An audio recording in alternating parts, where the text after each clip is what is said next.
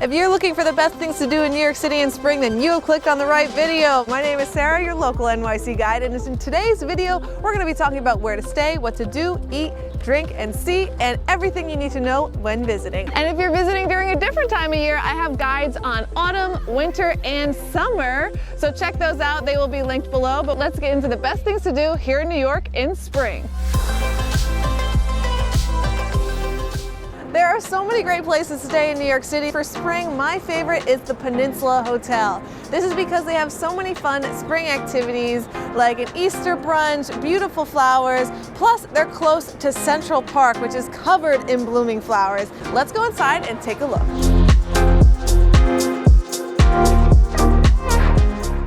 Ideally located on 5th Avenue and 55th Street, the Peninsula is in the heart of the city's most prestigious shopping, entertainment, and cultural district. It is within walking distance of Central Park, Rockefeller Center, and exciting Broadway theaters. Plus, it has something special not found in many New York City hotels. They have a pool on the 22nd floor, and they also have a beautiful wraparound terrace where you can sunbathe. Look at how excited she is. This is how excited you could be also in the pool. And one of the most amazing things about this pool that you're not going to find anywhere else is you can actually see Central Park from it, which is awesome for spring, summer, and fall because the colors of the trees. So beautiful. Spring brings out the beauty of the city through an outdoor lens. Here are 7 of my favorite activities to do here.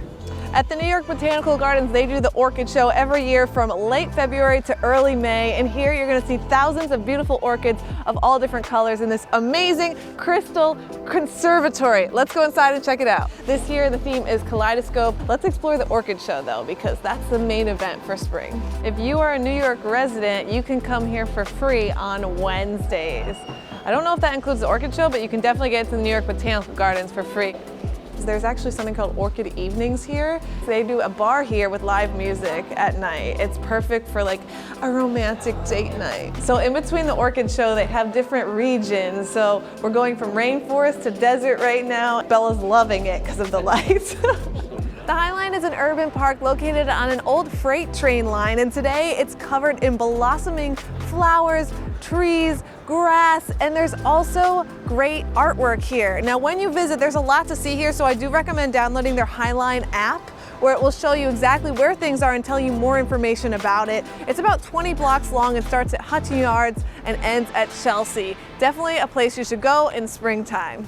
Across the East River in Astoria, Queens, you'll find Socrates Sculpture Park. Once an illegal dump site, this space has been transformed into an outdoor museum showcasing large-scale contemporary art and performances. Their exhibits are always changing and free, so visit their website at socratessculpturepark.org to see what's happening now.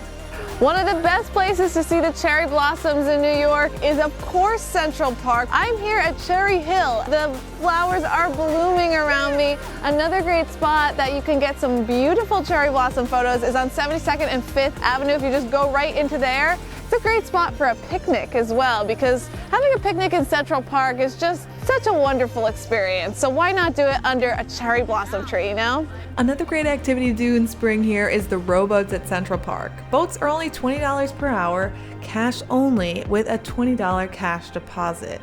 It is always a great time.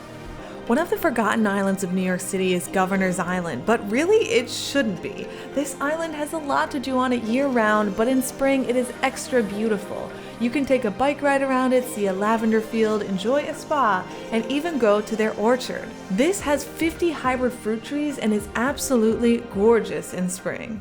Little Island is a relatively new floating park on the Hudson River. This spot is absolutely beautiful in spring because of the gardens. It also has a very unique architecture that you're not going to see anywhere else in New York City and most places around the world.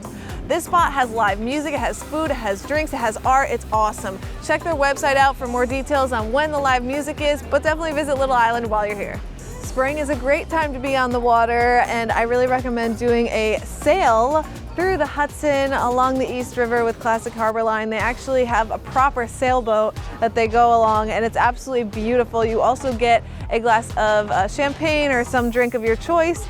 The other company that does this is Clipper City. It's just such a wonderful way to see the city, especially in spring when the weather is getting warmer. It's gorgeous. Don't miss that. New York City has some of the most amazing restaurants in the world, and for spring, we tend to outdo ourselves. Here's an example of that. But before we go on, one thing you should know before coming to New York City is that if you're planning on filming your trip, drones are not allowed. And that is why I'm so thankful for Storyblocks. If you are a content creator or a YouTuber, you need a Storyblocks membership. As an entrepreneur, mom, show host, and a YouTuber, I am super busy. And sometimes I don't have time to capture certain shots, or I simply forget. And that is when Storyblocks saves the day. They have a huge royalty-free library of beautiful videos shot around the world. Plus, they have all types of cool Premiere Pro templates, music, and sound effects. Now, I have their unlimited all access plan, which gives me over 1 million assets so that I can create more and spend less without sacrificing quality. Plus, their plans are super flexible and affordable. If you're a content creator, visit Storyblocks/SerraFunky or click on the link below to up your video game. And it really helps me out since they are a supporter of this channel. With that, let's get back to New York City. At Grande Boucherie, you'll experience French dining in a Parisian courtyard complete with cherry blossom trees. This spot is known for their steaks, so make sure you get that, but they also do an entire roasted pig, which is fabulous, and have great cocktails. Now, right now, they have a new book out, and I'm gonna give away 20 copies to the first people that comment below. Good luck with that, and let's head to more cool restaurants for spring.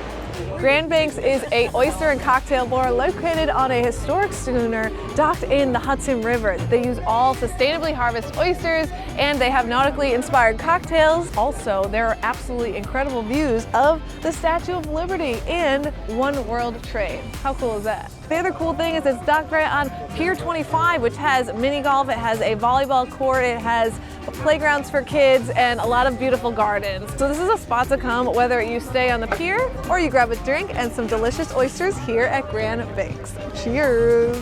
The ultimate spring dining destination is SERRA By Birreria in Italy's Flatiron. The spring refresh of SERRA features rustic dishes, vibrant handcrafted cocktails, and an immersive floral look.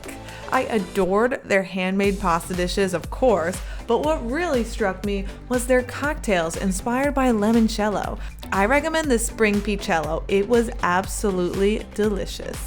One of the most iconic restaurants here in New York is the Loeb Boathouse in Central Park. This is actually the only restaurant located on a lake in Manhattan, but it's also unique because of its history. It was built in 1872 by Calvert Vaux, who helped design Central Park. Now, it's called the Loeb Boathouse because it actually was a boathouse that helped store all of the rowboats you see back here. Now, when you come here to eat, make sure you get some of their seafood. That's what they're really known for here. I recommend the tuna, the salmon, the octopus, any of that is absolutely delicious. And they also have really good fries here. You definitely don't want to miss this spot. And that's the best stuff to do in spring in New York City. I hope you enjoyed this video. If you did, give it a like, subscribe, and I will see you next time. Bye.